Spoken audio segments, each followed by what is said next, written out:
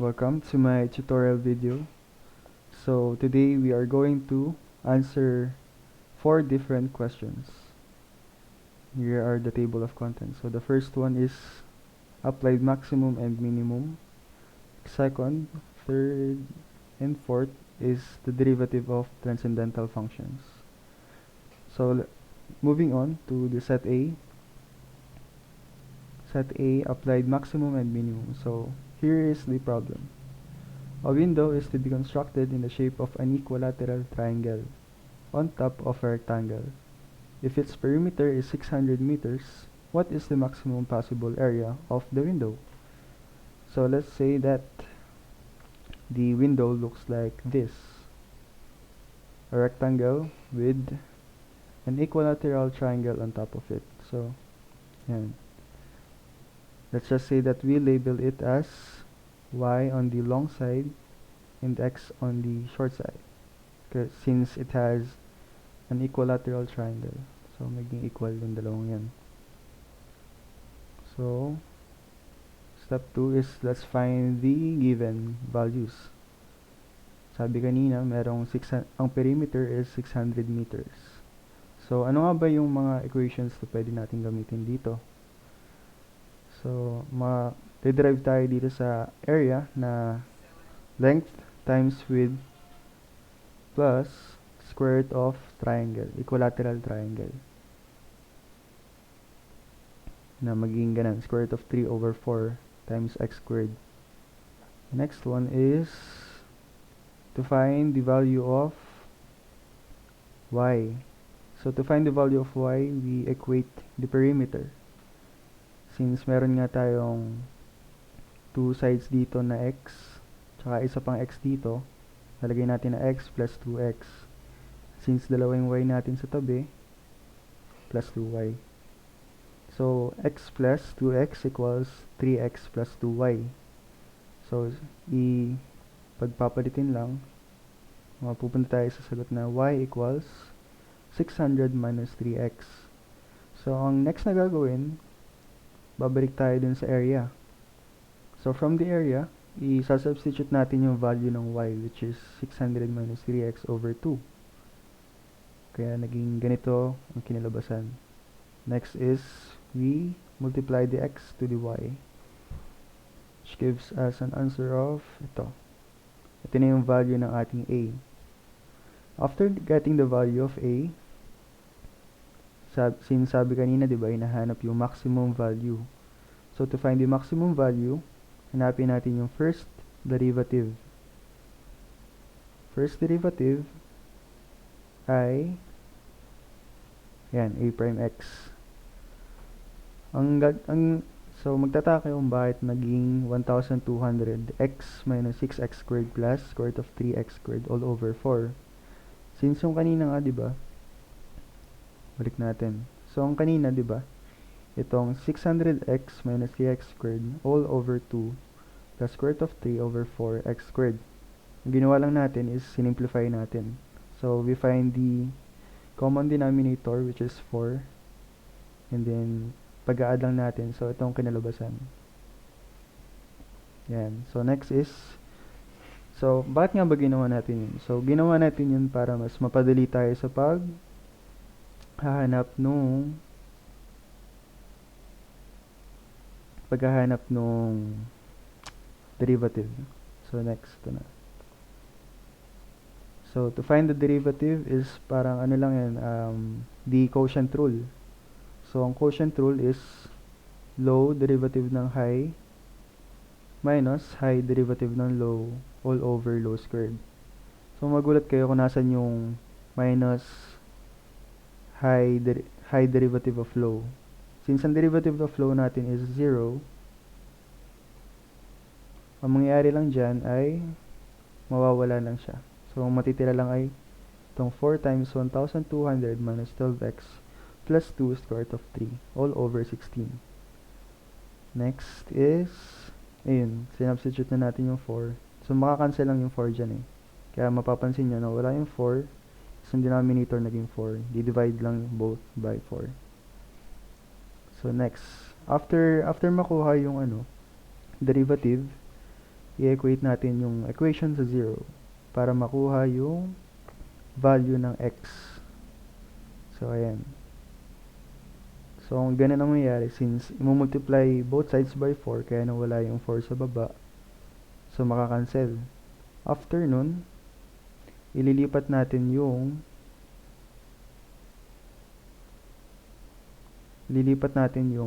1,200 sa kabila.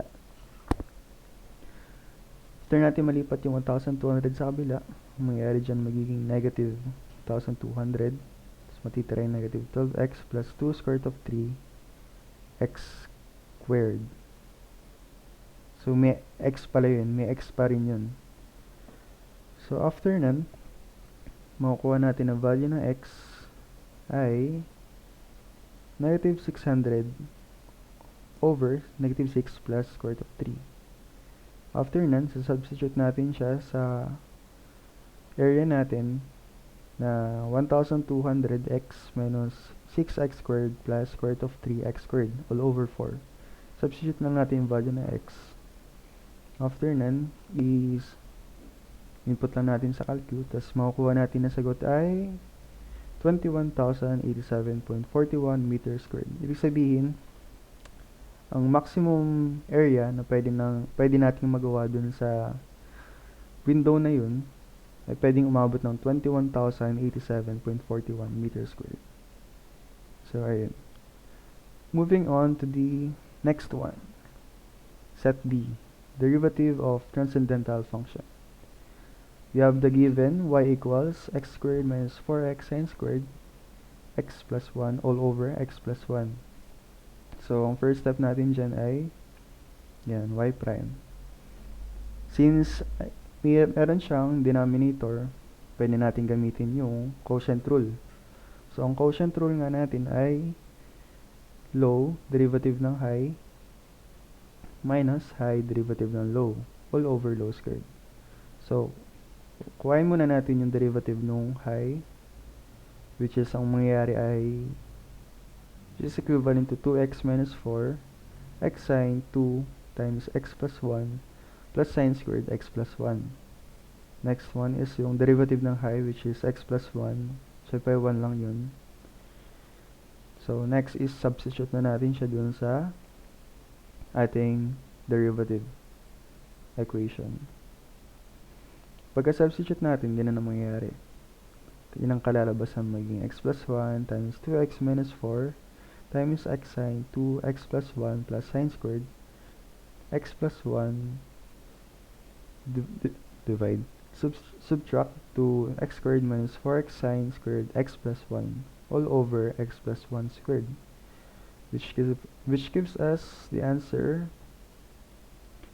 y prime equals x squared minus 4x squared sine 2x plus 1 plus 2x minus 4x sine 2 times x plus 1 minus 4 sine squared x plus 1 all over x plus 1 squared. So, napakahabang proseso ng simplify nito. Pero, yun lang ang ginawa natin dyan. Sinimplify lang natin. So, yan ang nakuha nating final answer. So, moving on to the next one. Next one is set C. Same pa rin, derivative of transcendental function. Y equals e raised to cotangent squared x plus cosecant x. So, ayan, yung given.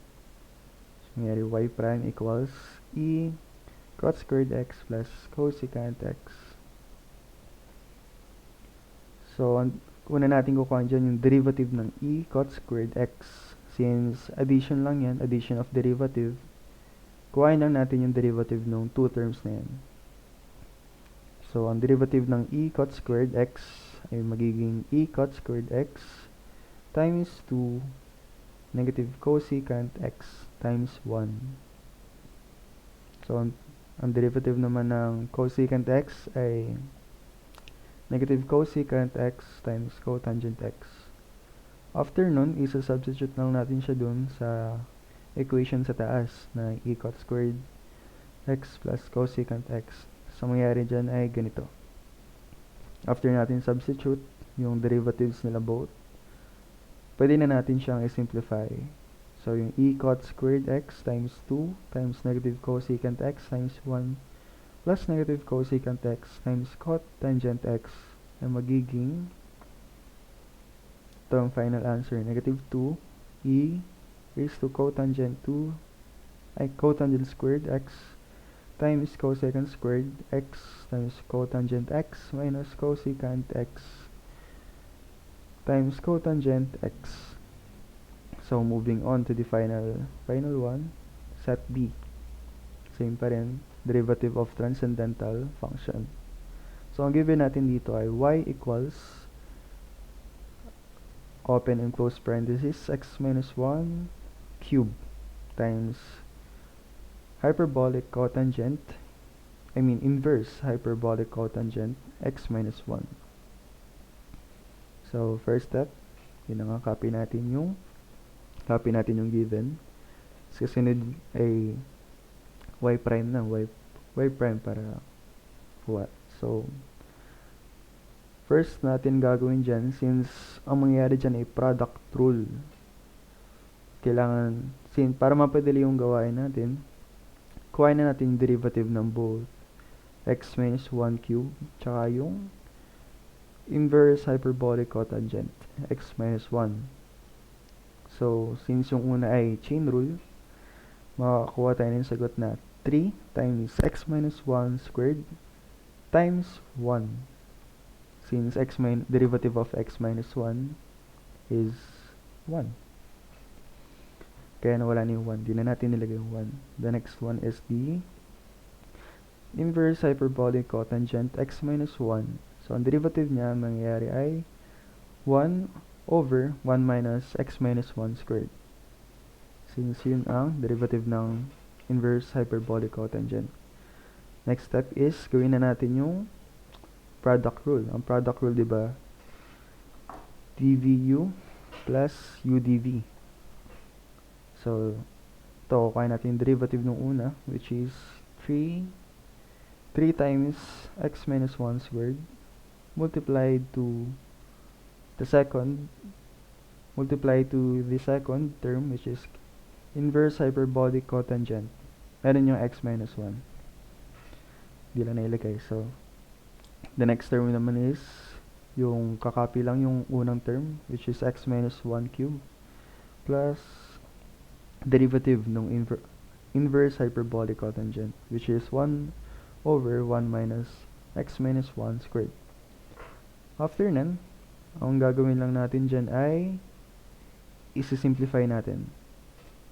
By the way, wala palang plus yan. It's multiply yan ng last term. Multiply yung last term. So, ito na yun. After natin i-simplify, makukuha na natin yung final answer na y prime equals 3 times x minus 1 squared times inverse hyperbolic cotangent times x minus 1 plus x minus 1 cube all over negative x squared plus 2x. So, I guess that's all for our tutorial video. Thank you for watching.